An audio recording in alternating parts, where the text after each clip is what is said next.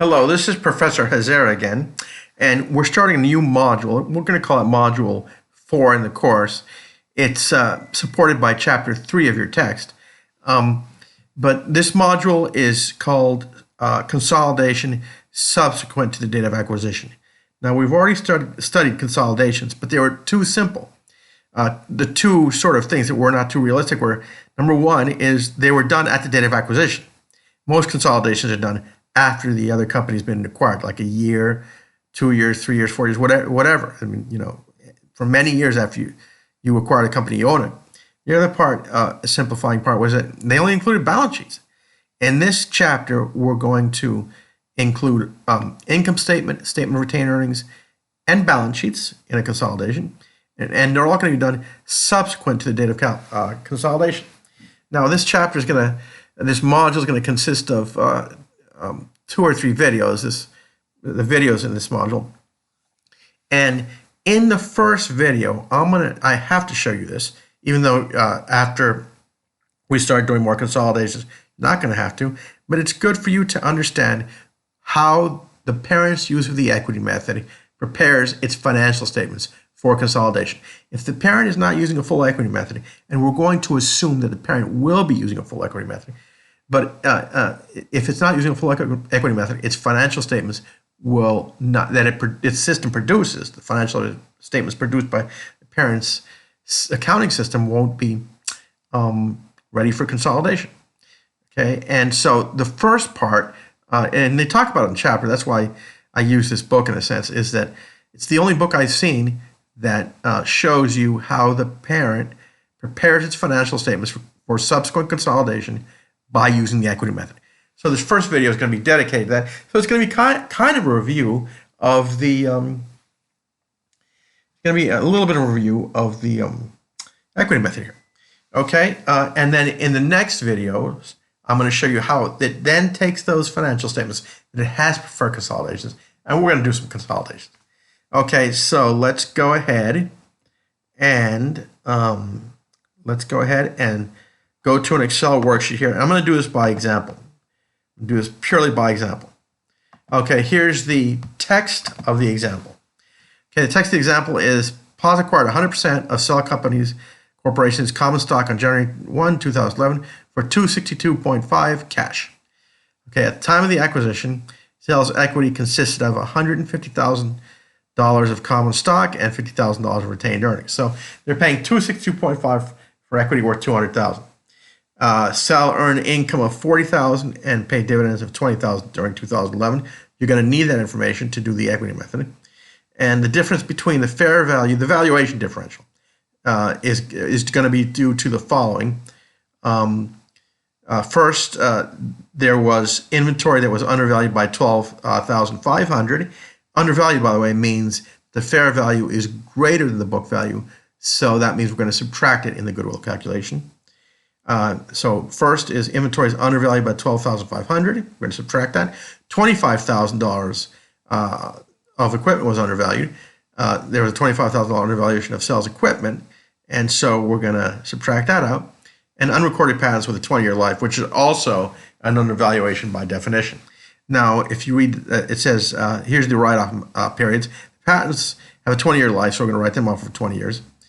The undervalued inventory items were sold by Cell in 2011. So as we've always done with inventories, we're going to write off on 1 year because it's a current asset. And the undervalued equipment had a 5-year life. So we're going to write that $25,000 off over 5 years. Now there's the last sentence about the one company, Cell, owed past $4,000. We'll take care of that in consolidation. Now here's what we do. These financial statements here are these financial statements, as it says in the last sentence there. These are both companies' financial statements on 12/31/11. 12/31/11. Correct that. 12/31/11.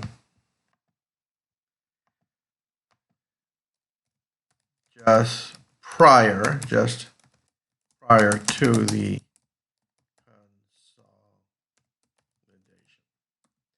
Okay, so what I'm trying to say here is that these are the statements that we're going to consolidate.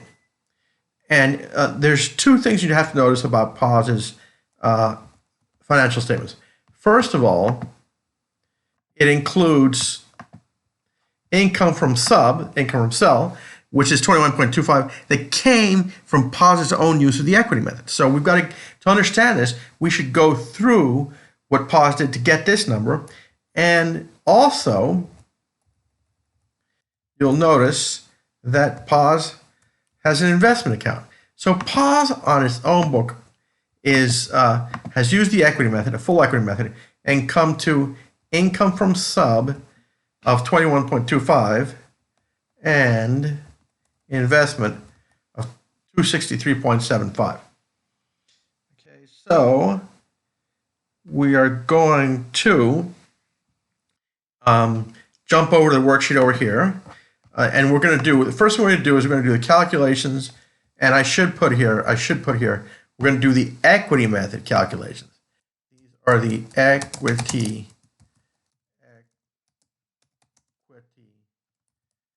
method calculations and entries on a piece of book. So we're going to do a calculation of the goodwill, not going to be too hard, calculation of the income from sub, and we're going to do a reconciliation of the parent's investment account. We're going to include the common stock, retained earnings, and the three items that were revalued. And then we're going to get those as of the beginning of the year. We're going to add net income, take out dividends, and we'll get the end of year. Now, the reason we're taking this view, this beginning of year, end of year view, is because this reconciliation is going to be done in a format that corresponds with the equity method. Keep in mind, in the equity method, you start with the investment account, you add income, take out dividends, that gives you a new investment. So this style corresponds with both equity method and and the consolidation. And then we'll put the equity method entries, we'll plug the numbers in down here. We'll get our investment balance down here, which is just looking at investment balance. We're going to skip the consolidation entries for now. And in order to do this, we'll skip the consolidation entries for now. And then what we're going to do is take the financial statements. These are PAWS's financial statements before and after the equity method. These are before, actually. These financial statements are before. And you can tell that they're before the equity method because the income from sub is 0. And the investment here is 0 also. And so we're going to take these financial statements that are before the consolidation and make the equity method adjustments and place them in here. So these are going to be the statements that PAWS is going to use for the consolidation. So these are just before the this is before the equity method. That's why I say before and after the equity method. These will be after the equity method, and those are the ones which I'll just move over here, and those will be the ones that we'll use in this consolidation over here.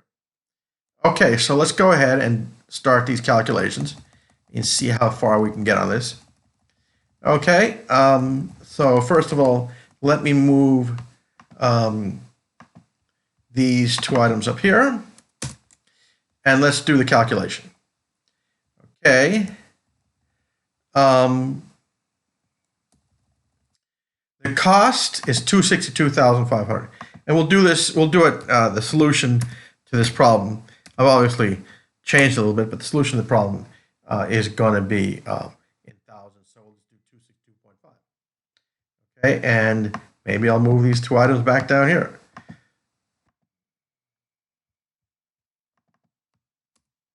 Okay, and the book value of the net assets, they have common stock on January 1st, a cell does, of 150, and they have retained earnings of 50.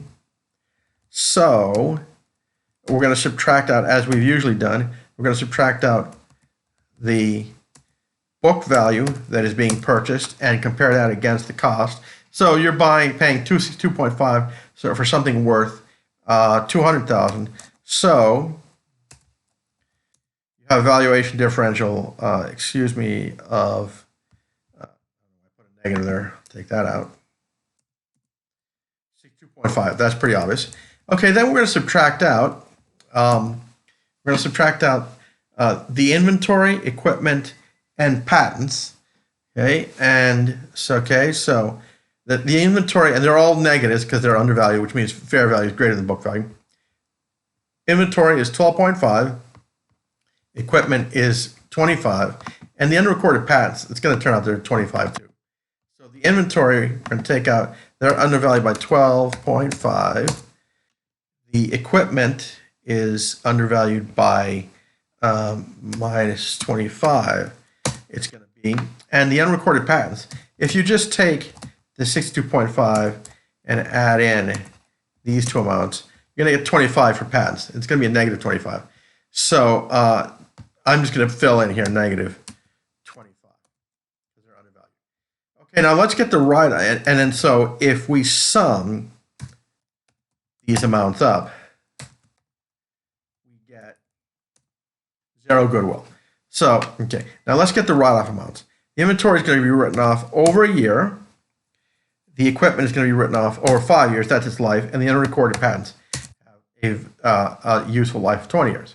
Okay, so if we just take the total revaluation and divide by the period that it's going to be written off over, inventory, the whole amount of inventory is sold this year, so the whole, that 12.5 goes into cost of goods sold, and I'm just going to go ahead and copy that formula down to these two cells, and the equipment is going to be written off over 5 years, so 25 divided by 5 gives you 5, and the recorded patents at a rate of 1.25 each year.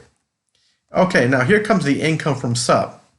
Now, if you go back to the text, it says that during 2011, Sal earned net income of 40 and paid dividends of 20. So our base number for the net income is $40,000. So we'll just do 40 right there. Now, what I'm going to do is I'm going to take this, I'm just going to say 100%.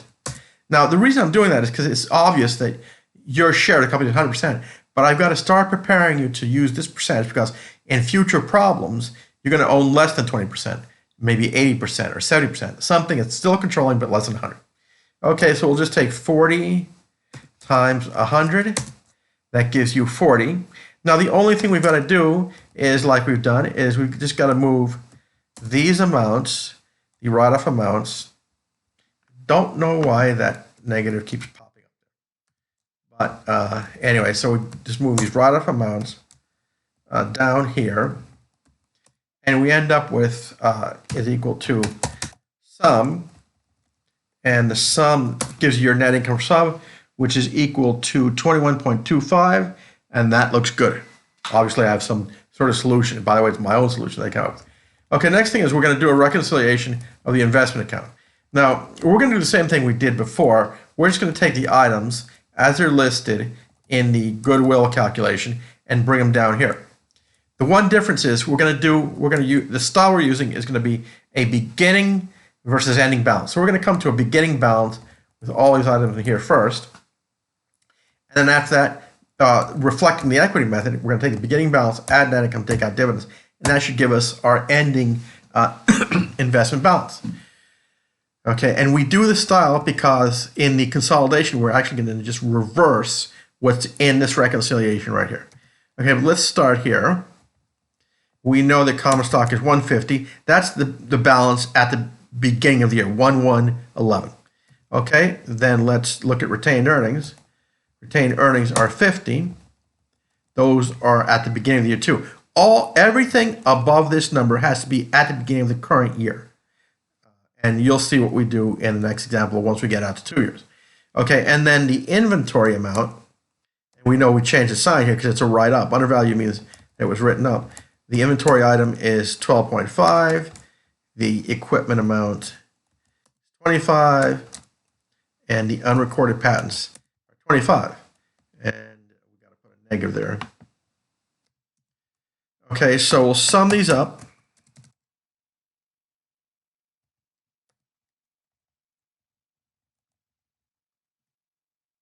And that gives us a beginning investment balance of 262.5. Now, this is a first-year problem, so the first year of the acquisition and the investment account is 262.5, which it kind of makes sense that that is equal to the cost of 262.5. It only happens in the first year problem. Once you get to the second year, you start doing more amortization stuff, and that initial balance will change. But since we bought the company for 262.5, it just makes sense that at the date of acquisition, which was 1/1/11, the investment balance should equal your initial investment of 262.5. Then we go ahead and add our net income from sub. And we take out our dividends. Now, recalling the text up here, they paid dividends of, at net income of 40, paid dividends of 20, it says there. So we will take out the dividends of, this is negative 20. Okay, and these are subtotals. I'll try to underline them. That's a subtotal. And then we get our ending investment balance. Our ending investment balance is going to be a subtotal also. Okay.